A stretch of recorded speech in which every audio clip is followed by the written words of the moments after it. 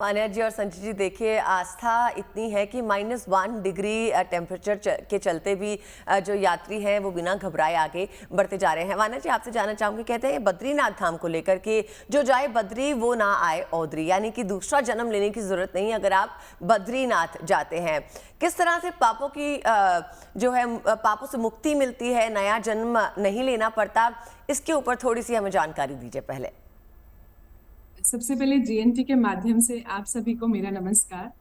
तो चारधाम यात्रा जो है वो शुरू हो चुकी है और जिस हिसाब से अदिति जी ने भी पूछा कि मतलब कहते हैं, ऐसी मान्यता है कि जो लोग भी बद्रीनाथ की यात्रा कर लेते हैं उन्हें दोबारा जो है वो गर्भ में जन्म नहीं लेना पड़ता। और ये जो जन्म मरण का ये जो चक्र है इससे मुक्ति मिलती है, मोक्ष की प्राप्ति होती है। इसके अलावा कहते हैं जो लोग भी ये चारधाम यात्रा कर लेते हैं, केदारनाथ, बद्रीनाथ, यमुनोत्री और गंगोत्री, ये चार धाम आपको, हर इंसान को अपनी लाइफ में एक बार ये चार धाम जरूर विजिट करने चाहिए। क्योंकि कहते हैं कि जैसे हम कहते हैं ना कि गंगा में नहा के भी सारे पापों की मुक्ति होती है।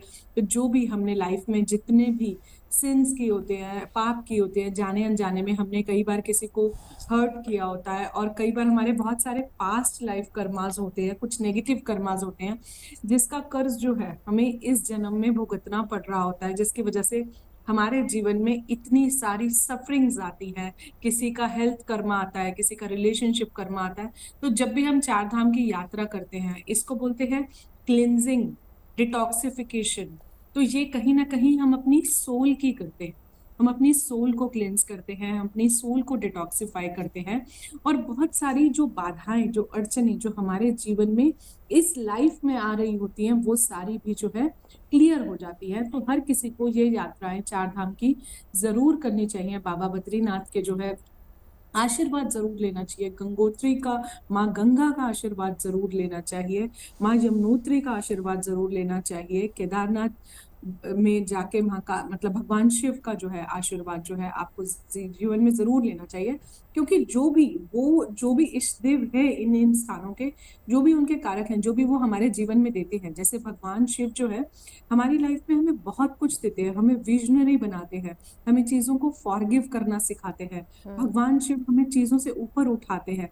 तो ये सब चीजें जो है हमारी लाइफ में हमारे सारे पाप को क्लियर करना, जो गलतियां हुई हैं, किसी को हमने चोट पहुंचाई है, हर्ट करा है, हम किसी चीज से बाहर नहीं आ रहे हैं, कोई पास्ट लाइफ हमें बार बार तंग करती है, कोई नेगेटिव थॉट बार बार, हम बीमार रहते हैं। कुछ घरों में देखा होगा आपने कि बहुत लोग बीमार होते हैं, कहीं कुछ जी। पितृ नाराज होते हैं, बहुत सारी चीजें हैं। तो जब आप ये सब यात्राएं करते हैं तो कहते हैं कि आपकी लाइफ की बहुत ज्यादा क्लियरिंग होती है। आपको बार बार धरती पर अलग अलग योनियों में जन नहीं लेना पड़ता है जन्म।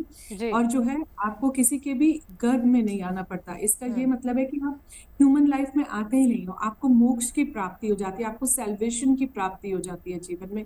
और जो है आप ईश्वर की शरण में चले जाते देखिए, चार धाम यात्रा का जोश और उल्लास इसी से देखते ही बनता है कि कितने रजिस्ट्रेशंस आ चुके हैं। जितने यात्रियों ने पिछले साल यात्रा की उससे कई ज़्यादा इस बार रजिस्ट्रेशंस ऑलरेडी हो चुके हैं।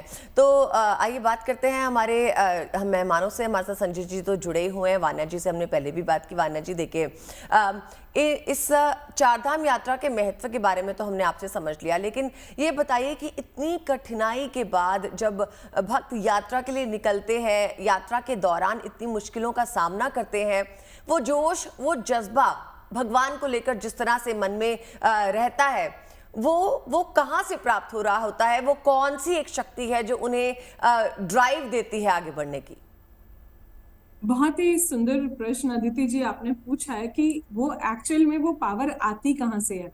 अदरवाइज हम जरा सा चलते हैं तो हम थक जाते हैं, लेकिन जब हम इतनी बड़ी यात्रा करते हैं, इतनी लंबी यात्रा करते हैं, इतनी कठिन यात्रा करते हैं, तो कहाँ से आती है? कहीं ना कहीं वो एक कोई ना कोई स्पिरिचुअल पावर तो होती है ना, जो हमारे बैकएंड पर चलती है हमारे साथ, जो हमें लाइफ में इन सब चीजों को कराने के लिए इतनी हिम्मत देती है, इतनी शक्ति देती है हमारे अंदर, इतनी ऊर्जा भरती है। क्योंकि कहीं ना कहीं एक स्पिरिचुअल पावर है, एक साइकोलॉजिकल सेटिस्फैक्शन है कि हम चार धाम यात्रा कर रहे हैं। क्यों कर रहे हैं? इसके बहुत सारे रीजंस हैं। जो लोग भी चार धाम यात्रा कर लेते हैं उन्हें एक अच्छी आयु, लंबी आयु की प्राप्ति होती है, उन्हें आरोग्य की प्राप्ति होती है, उन्हें किसी भी तरह के हेल्थ इश्यूज नहीं आते हैं। ईश्वर जब जब हम इन यात्राओं पर चलते हैं तो ईश्वर जो है हमारे साथ चलता है। जैसे मैंने पहले बताया कि हमारे कर्मा क्लिंस होते हैं और कहीं ना कहीं हमारे सारे पापों से मुक्ति मिलती है, हमारा मन शांत होता है, हमारी आत्मा शांत होती है। और जब हमारी सोल शांत होती है ना,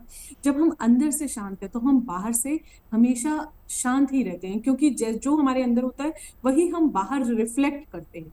लैक होता है तो लैक रिफ्लेक्ट करते हैं, प्यार होता है तो प्यार रिफ्लेक्ट करते हैं, एंड वाइस वर्सा।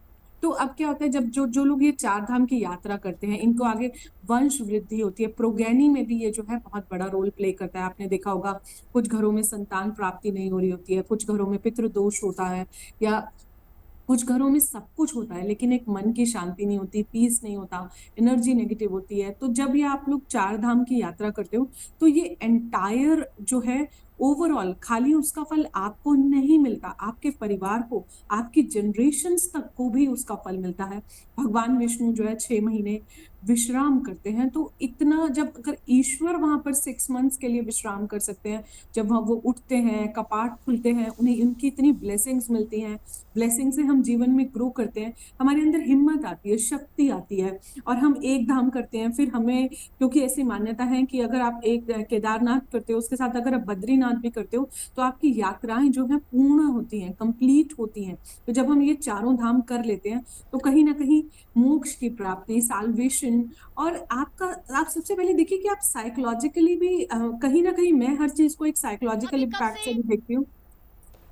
जी तो जी बोलिए। कहीं ना कहीं साइकोलॉजिकल इम्पैक्ट भी जो है बहुत ज्यादा आता है कि आपको मेंटल भी लगता है कि आपने ईश्वर की प्राप्ति कर ली, कि इससे आगे कोई है ही नहीं, ये थ्रेशोल्ड इनफाइनाइट लिमिट है, इसके ऊपर कुछ नहीं है। जब चार धाम यात्रा कर ली तो उसके बाद लाइफ में क्या बचा है, नेक्स्ट क्या है, नेक्स्ट स्पिरिचुअल पाथ आपका मोक्ष है।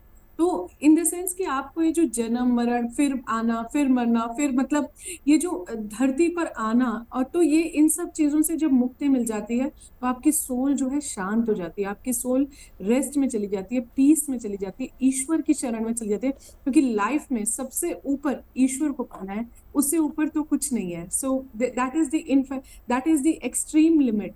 तो ये सब चीजें जब आप चार धाम की यात्रा कर लेते जी हैं तो आपको प्राप्त होती है। जी मुझे ऐसा चलिए लौटती हूँ आपके पास। देखिए एस्ट्रो तक ऐप पर आपको मिलेगा भविष्य से जुड़े हर सवाल का जवाब।